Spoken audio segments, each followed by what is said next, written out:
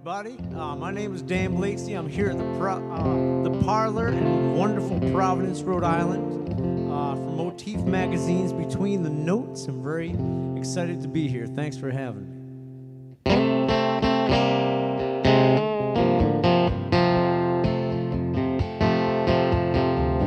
Today it seems all the flags are flying at half-mast. Everything's broke, it should be made to last. I get down and pray, but nobody listens these days. We're all overwhelmed and underpaid. Some walking so tall, how can we see eye to eye? Instead of building these walls, we should be side by side. I get down and pray, but nobody listens these days. We're all overwhelmed and underpaid.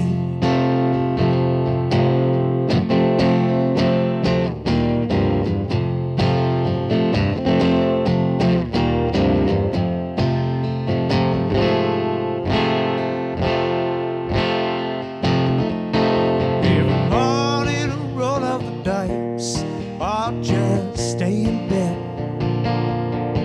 These days it's cloudy with the vultures circling overhead. I get down and pray, but nobody listens these days. We're all overwhelmed and underpaid.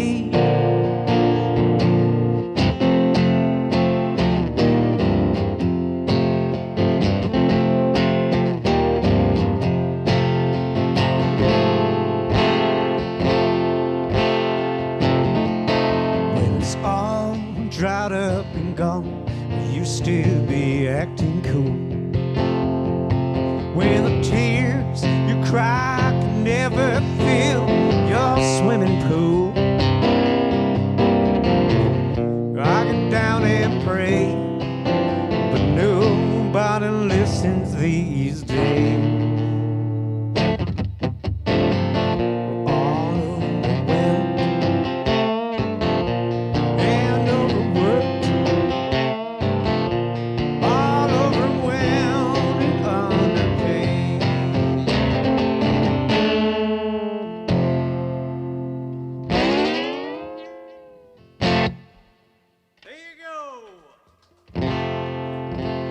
That song's going on the next album, which is coming out this year.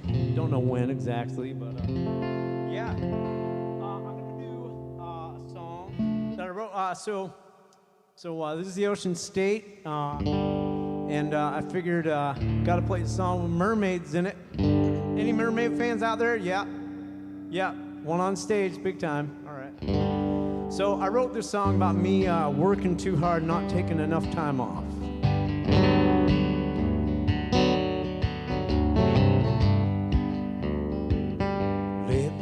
No shame in wasting time.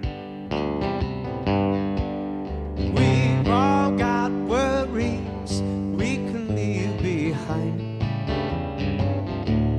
Ride upon a train with no direction, hop a cloud that's bound for drifting. Let there be no shame in wasting time. Let your toes count the grains of sand, and a mermaid may just grab you by the hand. I'd lose my whip if I was a whippoorwill. Here's to the great procrastinator.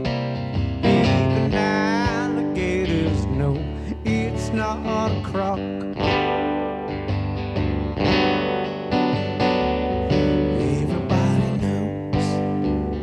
Rough life for a clock.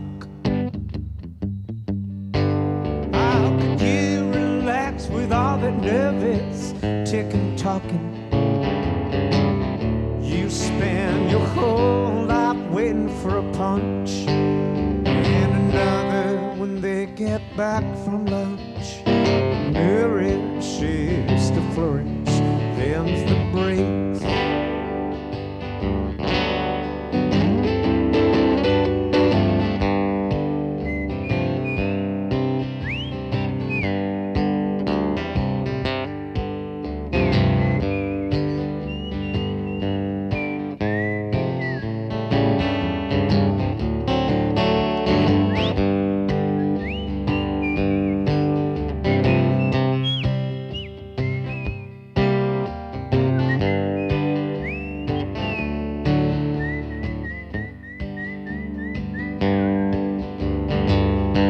Stubborn bread in the oven, rising slow.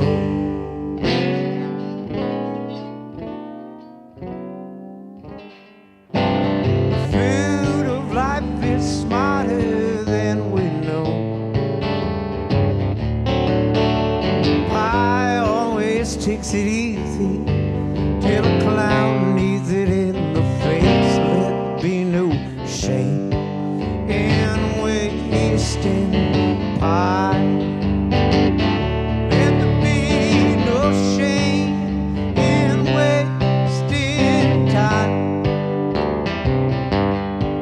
Oh, we've all got worries we can leave behind.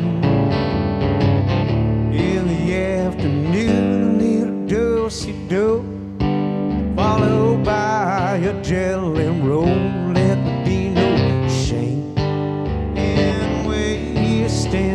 time.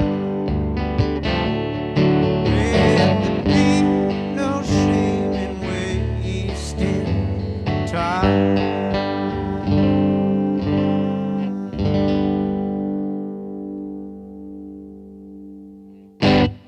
That was called No Shame in Wasting Time. This one next one takes place in the city of Somerville, Massachusetts.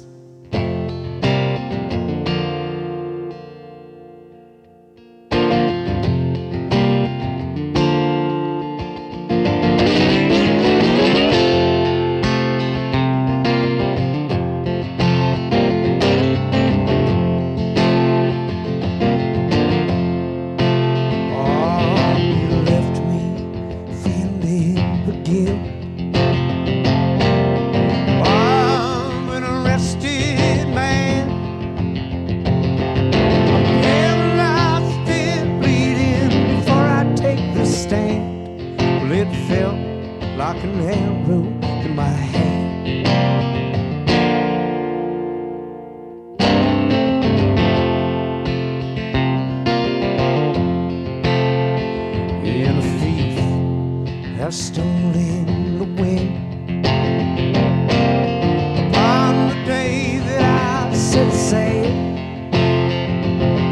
I'm helpless on the harbor, no compass, no veil, and I'm left with the narrow in my sail.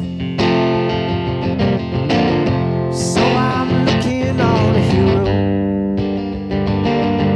to free me from the jail.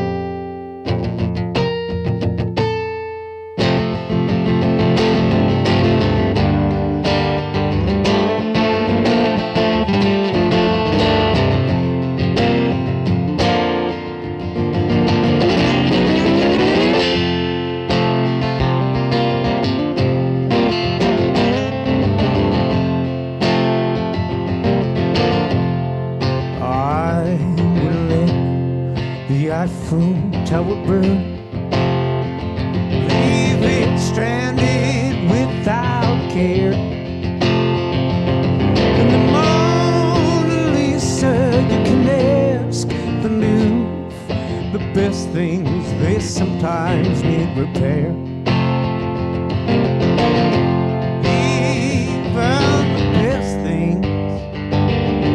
Sometimes need repair.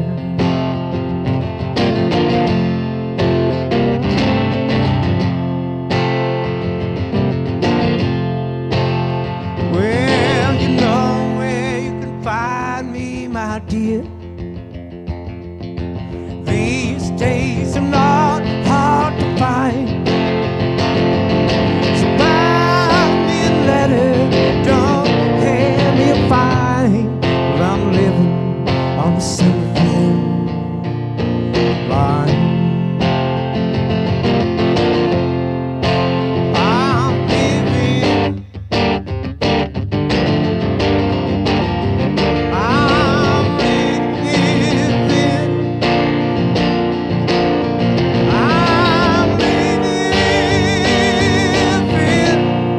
on the Somerville line.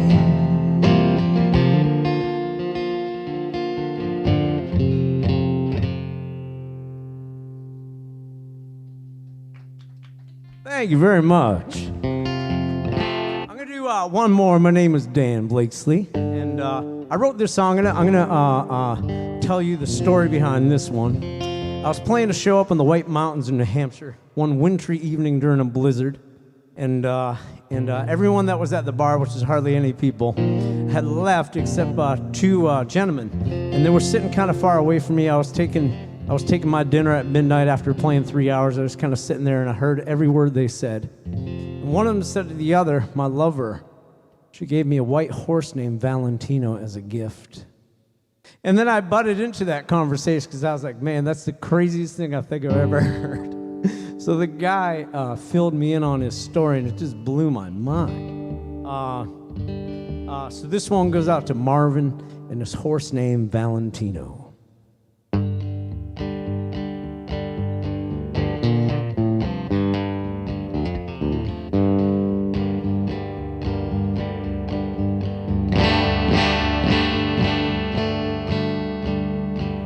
Alabama college boy, I took a break from the books.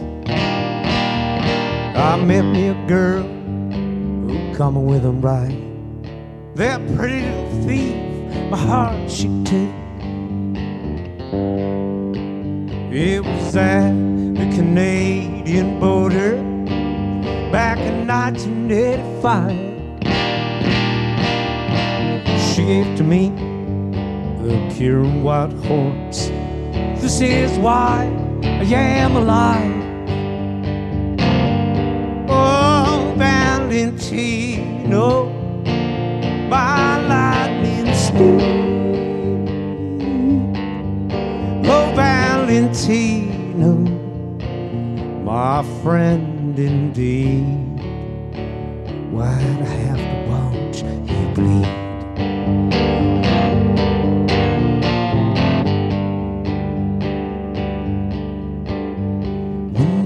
Plane, the heat was high. I went to hop the saddle. He bucked and he jumped to moaning me. He got bit by a snake with the sound of a rattle. Oh, Valentino, my lightning steed. Oh, Valentino, my friend indeed. But I have to watch you bleed.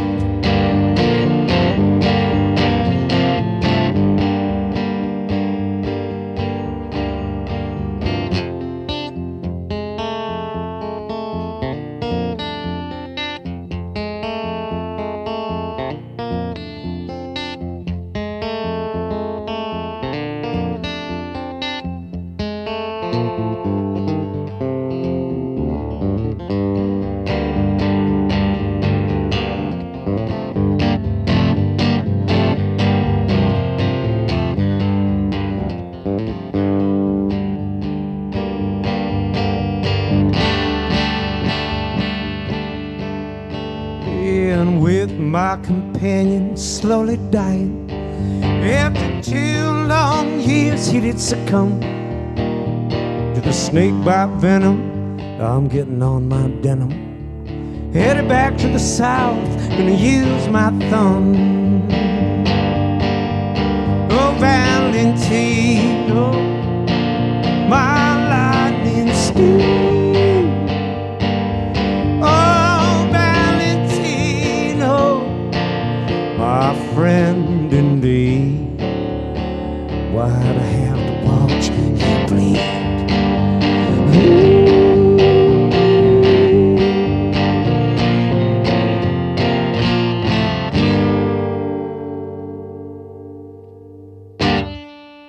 Thank you very much. My name is Dan Blakeslee. I'm at the Parlour in Providence, Rhode Island. For Motifs magazine, In Between the Notes. Thanks for having me. I appreciate it.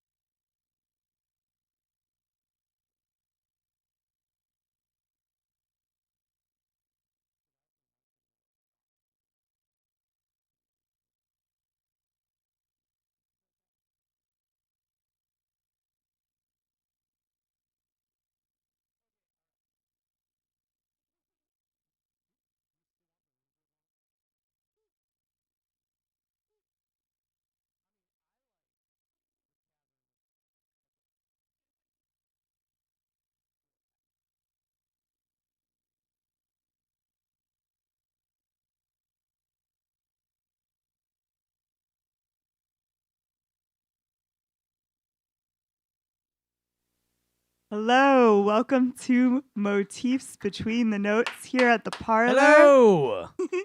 We're here tonight with Dan Blakeslee. Thank you to our sponsors, R1 and Trinity Beer Garden. Yeah. Woo! Dan, that concert was such a treat. Thank you so much. Thank you. Yeah. I appreciate it. We're here Had a with good singer, songwriter, guitarist, whistler. Is there anything I'm missing? Oh, I don't know. I gotta. No, I think you're good. Okay. Yeah, that was a fantastic performance. Oh, cool. How long have you been in the music game or playing music in general? I've been doing it ever since art school. I went to art school from 1990 to 94, and I started playing music there in 92, 93. Cool. So professionally, I've been doing it for probably since 95. Since 95. It's like, that's my job. Awesome. Wow, good for you. That's a long time in the game. I'm very thankful. Very thankful. Yeah. Where did you go to art school? In Baltimore, Maryland. Yep. Okay. Did you ever go to Charm City Bluegrass Festival? No, I don't know if it was around then. I bet it probably was. I don't know. It might have been I didn't have a car. In the 90s. Gotcha. Okay. I relied on my friend Will Schaff and his car. Nice. Shout out to Will Schaff. Yeah. I was his RA at art school. Oh, wow. Mm-hmm. Wow, look at that. Convenience. Yes. Awesome. Your guitar is beautiful, not only aesthetically, but also the way that it sounds is so round and full. Nice. What's its story? It's it kind of does have a story to it. I'm gonna shorten it a little bit, but Okay. I was I had it's a Simon and Patrick. It's the Seagull Guitar Company. It's their like sister model, and I had one early on in my music career, and it got a gigantic hole in it, a puncture. It fell out of a van, so I couldn't use it anymore. And so then I used some other guitars in between, and I was going out to look for, okay, I need a professional guitar. I do this for a living. I need something that's going to be able to stand the heat, the cold, like whatever. Right. Inside, outside. I play in the subways a lot, like in Boston at the time. And so I drove all around New England looking for a guitar, and I found a base model Martin guitar. And I bought that. I'm like, oh, my God, it plays great. And I went to go play my first gig with it in Vermont. And I had $2.50 to my name because I just spent all that dough on the guitar, getting the electronics put in it and everything. Oh, my God. And I'm busking on the street just to be able to get a sandwich before I play my show. But it was like 102 degrees, and no one was like, coughing up any dough or whatever. And I'm like, you know what? I'm gonna pack it away. I'm just gonna go inside some air-conditioned spots. Because I was melting too. So I happened to walk into this acoustic guitar shop, and I'm like, what am I doing here? I just bought a guitar, but I was like compelled to, I saw the Simon and Patrick guitar, and I'm like, oh my God, I had one of those. I never see them. I grabbed it off the wall, and I thought I was just like lit up inside. And even though I just had this other new used guitar, I said to people on stage, I said, I met my soulmate of a guitar today, and I don't know how I'm going to get it. And then someone at the end of the show that I didn't know, they said, here's down payment. Whoa. What the hell? Stephen Callahan. Thank you. Shout out to Stephen Callahan. Yes. But it was crazy because they were having a half off sale because that guitar shop was going out of business. So it was actually really affordable. And then I put the octopus on it after. That's the shortened version of the story. Still a great story, even for a shortened version. And the octopus is really cool too. Is it made out of the same material that is usually? Yeah, pickguard material. Cool. Yep. It's gorgeous. Yeah. Thank you. What a story, destiny, destiny, and exactly finding your soulmate. I love that. Awesome. Well, I was wondering what your journey's been like as a musician since your days in the subways in the 90s, in Boston, in Baltimore. Where has your journey taken you? Yeah, I'll sort of tell you kind of how I started. I started playing music because at art school, they gave us so many projects. I thought I was going to lose my mind. Like so much of my hours awake was like, oh my God, I have to do this project for class. I have to do this thing. I'm late handing this in, like whatever. And I need a release. Right. I was getting sick of doing artwork. And my parents had got me a guitar when I was 18. I brought it to school, but I didn't really use it. I messed around a bit. And then I started finding that like this real passion for playing guitar and songwriting. And actually it's kind of funny because Will Schaff walked by the garbage room. I was playing in the garbage room late at night, like singing my lungs out. And he's like, "What is this kid doing? It's 3:30 in the morning. What is this kid doing?" So he hung on there for a while, and that's how he and I became friends. But so I ended up after I graduated art school, I was like, "Man, I need a break from art." So I would only do music shows. And so in order to do music shows, you got to make posters. So I got back into doing art that way because I was like, oh, I'm forced to make some artwork for my own show bills. So then Works out. I moved back home to Maine, where I'm from, South Berwick. And I was there for a little bit. And this grade school friend of mine said, you got to move into Somerville, Massachusetts. I have an apartment. It's $200 a month. Those were the days. Yeah. $200 a month. What year is this? It was $400, together, but $200. And I'm like, okay. And he goes, you should busk in the subway and, to make the rent. And I was like, oh, that's great. So I started playing music in the subway for like 8 hours a day. It was crazy, like how much time I spent down there. And then eventually I had to move back home because I got super sick. I got super sick from breathing all the bad air down there, and I just wore myself out. Went back to Maine. A year later, moved to Jamaica Plain, Massachusetts, and it was in the Boston area for about maybe 12, 13 years. Then I moved to Providence for about 5 years and loved it. Always loved coming to the city and hanging out and doing music and art stuff and just like, I don't know, just like a good vibe, good energy, really arty town. Yep. And then I didn't as far as like touring goes, I didn't even start doing any touring at all except New England. I would do donuts around New England, playing in like art spaces and breweries and venues and stuff like that. And then a friend of mine asked me to do a cross-country tour, like an almost cross-country tour. Whoa. We went to the Mississippi and back, and it opened my eyes. And then and years later, I booked my first ever cross-country tour, and it blew my mind. I'm so thankful for every step of the way, like out there. And it's like I booked the tour for 2.5 months, and I swear I could have been on the road for like 6 months. It didn't matter. Wow. Like I just like, I mean, I like going home, but I just felt like I was just so naturally high from the experience of like, I'd never seen the desert. I'd never seen the Pacific Ocean. I'd never seen a redwood tree or a cactus. I hugged a cactus. Why would you hug a cactus? I just did it because I hadn't seen one. I also fell off a cliff trying to touch the Pacific Ocean. So you do a lot of stupid things along the way too, but I'm here and I'm thankful. Landed on an elephant seal. Saved the day. Exactly. Oh my goodness. What a journey. Yeah. What were some of your favorite places when you were touring across the country? Oh man, there's so many. I really dug Marfa, Texas. Marfa, Texas is a really small art community. Basically, there are a lot of empty storefronts in town, and all of a sudden, all these art galleries moved in, and these eclectic little cafes and things. And in a lot of places, there's no signage. You just gotta like open the door, and it's like, bam! There's this cool like little bookstore that has coffee and like whatever in it. Very Brooklyn, but It is. Right, it's actually Marfa. But in Texas, yeah. It's just very mysterious. Interesting. Yeah. Cool. Very cool. Have to check that place out. Yeah. Who are your primary influences as a musician? Either like those that inspire your sound or those that inspired you to become a musician to begin with. Yeah. Well, there's a new one. That I get inspired by my friend Will from Haunt the House.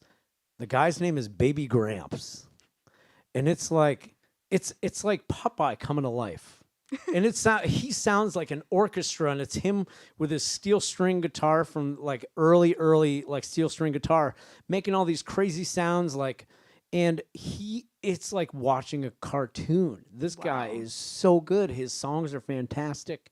And I just think he has such pizzazz and something completely unique to what anyone else is doing that it just blows my mind. And so Baby Gramps, check that guy out. I also am a huge Bob Dylan and Johnny Cash fan. In my record collection at home, I have about 25 plus LPs of both, so they're fighting it out Whoa. in my LP collection.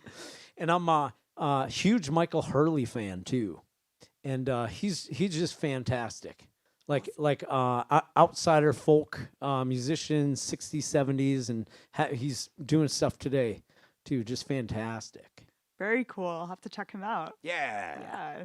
Wow. I mean, I have an eclectic like musical background. I'm into like all kinds of music, like genres. Like I grew up in Maine, and my dad's a jazz piano player, so I was into jazz. Like heard him playing jazz when I was a kid, and then my older brother introduced me to hip hop in 5th grade. So I was a little break dancer. Hence the You can't tell from this, sound but effects. and then So and then my dad joined a country band playing drums. So I got into country, and then my older brother introduced me to punk rock in 8th grade, and I like tore off my parachute pants. I'm like, yes, this is it. Anyway, that's my musical background. That's wonderful. All the genres. My goodness. Yep. I noticed that you do a lot of what you were kind of describing. I've never listened to Baby Gramps. I can't wait to listen to him. Oh my God, so good. But you were doing lots of really interesting sound effects with your guitar too. At one point, cool. I was like, it sounded like a dobro at the end of one of your songs. Like Right. your endings are very dramatic. I didn't know if you like what you used to get that sound. Was it metal? Yeah, well, I actually, that's one of the things that happened in the subway. I was playing music down in the MBTA in Boston, and I had my eyes closed, and by mistake, my guitar strings went against the mic. The mic stand, they went brrrring in Dobro. this one part of this song, the song that I played, that I used it in, and I'm like, oh my God. It was like, then I started using it in a lot of stuff, so. Very cool. Yeah. Happy accident. That's awesome. I was like, he doesn't have a dobro up there. Right. So fun. Your voice is also like an instrument too, just Oh, as cool. diverse. Yeah. Whether you're whistling or, up or down, using a very high, like almost like falsetto. When I was a little kid, my favorite thing to do was sing fake opera around the house. I don't know why, like so when I don't know, I do this side project called Dr. Gasp. It's an all Halloween themed like arty music show. And I wrote all these songs about vampires and candy corn and that's so fun. But that is the one where I really exercise all my vocal from top to bottom in that experience. I'm going to call it an experience. Does Dr. Gas still happen annually? Oh, yes. Oh, yes. That's awesome. Oh, wow. Yeah, I mean, I just really connected with all your songs for different reasons. Overwhelmed and underpaid. I feel like, especially now, great. we're all feeling that. Yeah. Yeah. Unless you are owner of Amazon or something. Right. The mermaid song made me think about Peter Pan with the clock and the crocodiles. Was that your connection when you were thinking about it? No. It was. I mean, it was sort of like everyone needs to like punch the clock every day, but the clock doesn't want to get hit. I don't know, that kind of. Gotcha. I'm really into like the more you listen to my music, you can tell how into wordplay I am. I'm super into it to the point where it's like, it's not corny dad jokes, but it's almost there. Excellent. Oh, and the story of Valentino, I mean, we spoke a little bit right after the show off camera, but Right. that is just epic. It was powerful being there, just playing that show and then hearing that conversation and asking the guy, like, can you repeat the story about Valentino to me? And like even the inn owners who were trying to usher them out, they're like, oh my God, this is insane. And it was the kind of place where I got put up that night. It's one of those venues that puts you up. Like it was in an Wow. inn, so it's like, it's part of the deal. And I was thinking, man, this is great. I have a place to sleep tonight. I'm gonna and I couldn't sleep a wink. All I could do was think about Valentino and Marvin. That's So I wrote the outrageous. song that night. Yeah. Wow. What is your I guess it depends on moments of inspiration and whatnot, but do you have like a general songwriting rhythm or No. no? Definitely. I was thinking about that today on the drive down here. I was like, wow, it's like I know some friends of mine and they're great songwriters. Everyone has their own way to do it. Some people are like, okay, it's Sunday morning, 10 a.m. songwriting day for like 2 hours. Me, it happens when it happens. Pull over the side of the road or have an idea like super late at night, got a pad by my bed just so I can write it out and that's sort of, how I do it. Like I remember one day waking up at I go to bed at between 2 and 4 a.m. And I woke up at 5:30. I just couldn't sleep. I had this idea and I started playing the guitar and it started flowing. And I'm like, man, I'm gonna get out as much as I can before I have to, go to bed. But yeah, that's sort of my process. Wow. There is none. Yeah. Being seized by the Right. feeling. That's amazing. Where can we hear more of your music, either recorded or live? Are you on tour right now? Have you been touring? I'm gonna be luckily, oh my God, luckily in 2021, I was able to play so much more than 2020. I mean, almost no one had gigs in 2020. I mean, Right. I was able to squeeze out 18 in 2020, and last year I did somewhere around 70. And it was a super late start. It was the first show was May. Wow. Because, the vaccines came in Right. and then people started opening their doors to have outside shows. So as soon as I found out, I started booking like crazy. And I plan on doing a lot of touring this year, and especially coming out with a new album. It just makes sense to do that. Yes. But- So a few of those songs, or at least the opener, is going to The be on opener that. is going to be on there. Nice. Oh yeah. Yep. Does it have a name yet? Is it still It's the name of the new album? It's called Road Hymns. Ooh, Road Hymns. Yeah. In the all the songs that I recorded on it are recorded in places that are very sacred to me throughout New England. Like I recorded one under a lilac tree in Boston that I go to every year, every May 8th or 9th.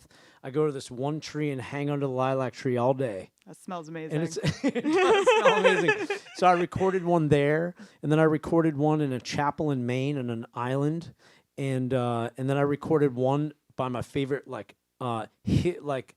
hidden river park in Vermont, and so recorded one at Fort Adams in Newport. And so it's all going to be, each one has a unique sound, because the one in Newport was at the what Newport Folk Festival calls the museum stage, and I went upstairs and recorded, so you hear the sound of that long hall, and then the one outside you hear birds and Wow. planes and motorcycles going by, and so each one has a unique sound to it. Wow. I love how you deliberately, intentionally brought in the environment Right, to your album. right. Yeah, that's gorgeous. Cool. Well, looking forward to that new album. Cool. And wherever you're touring this summer, hopefully you'll come back to Right. Providence. Oh, without question. Excellent. Yeah. Do you have any advice, I guess, final words for aspiring musicians in general? Or, yeah, I guess frustrated artists. Right.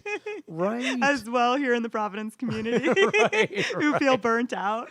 Right. I mean, the thing is, I've hit walls so many times throughout my career. It's been like a super roller coaster ride between doing art and music, and it's just believe in yourself, and just leave part of what you do up to fate and serendipity, because I do the best I can. I'm one person doing all my promoting, doing all my booking. I don't have a manager, and Wow. though I'd like one. Anyway, but anyway, so it's the kind of thing where it's like, and do everything from the heart. Like make, I mean, and don't burn yourself out. Give yourself some breaks and sort of have time to reflect on what you've done in your career. That's one thing that I have a hard time doing. I was going through a really hard time, going through a divorce and all this stuff. And then this friend of mine said, look how many albums you recorded in your career. I'm like, okay, all right. You played Newport Folk Fest, Anyway, right? yeah. You've done a lot of big things. You're being humble. Congratulations. Oh, and thanks thank for you. inspiring everyone. Yeah. Yeah. It's very nice to meet you. Likewise. Thank you so Yeah. much. Absolutely. We're Motifs Between the Notes here at the Parlor. Thanks for joining us. Thank you.